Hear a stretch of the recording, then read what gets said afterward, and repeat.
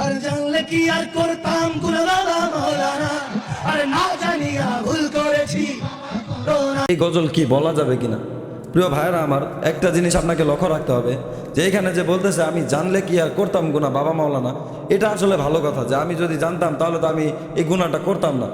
কিন্তু পরবর্তীতে যে কথাটি বলতেছে যে না জানিয়া ভুল করেছি ক্ষমা করো না, সে তার বাবাকে বলতেছে যে তুমি আমাকে ক্ষমা করে দাও।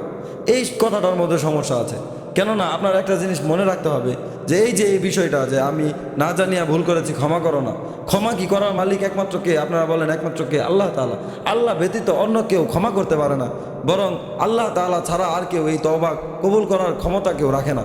অতএব যদি কেউ এই কথা বলে যে না জানিয়া ভুল করেছি ক্ষমা করো না, এই কথা যদি কেউ কোনো বাবার সামনে বলে, অথবা কেউ কোনো ছেলের সামনে বলে, অথবা কেউ কাউকে বলে, মানে কোনো মানুষকে বলে, তাহলে এটা কখনো উত্তম হবে না, বরং এটার কারণে আল্লাহ তাআলা চাইলে তাকে জাহান্নামেও যেতে হতে পারে।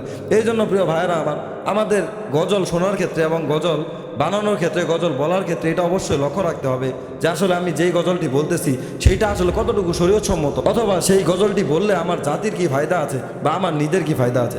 আপনি যদি এই বিষয়গুলো লক্ষ্য না রাখেন তাহলে পরবর্তীতে দেখবেন আপনি নিজেই সমস্যার মধ্যে পড়ে যাবেন। কেননা আপনি যদি শিরকের অন্তর্ভুক্ত হয়ে যান, আল্লাহ তাআলা পবিত্র কুরআনের মধ্যে বলেছেন ইন্না শিরকা লাযুলমুন আযীম, নিশ্চয় শিরক হলো সবচেয়ে বড় গুনাহ।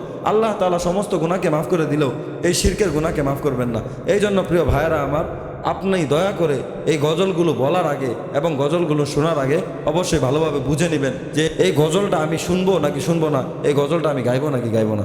কেননা আপনি যদি এই গজলটা গেয়ে ফেলেন আর এটা যদি মানুষ শুনে, তখন মনে করবে যে না, এটাও তো মনে হয় ভালো কিছু। এই জন্য প্রিয় ভাইয়েরা আমার, এইটা অবশ্যই লক্ষ্য রাখতে হবে।